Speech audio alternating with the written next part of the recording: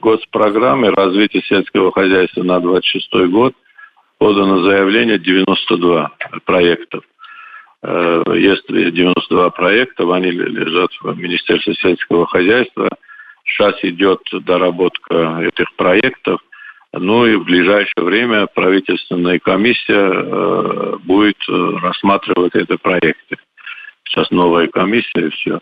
Но помимо этого, это в основном, по каким направлениям? Ну, это в основном, это люди просят помощи, саженцы просят, мотоблоки, некоторые пчеловоды у нас, пчелосемьи просят.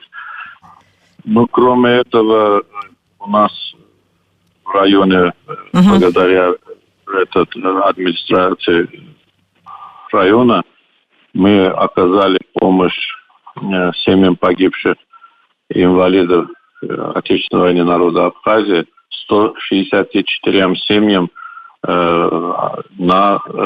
осуществили силами МТС весноспашку на площади 110 гектаров.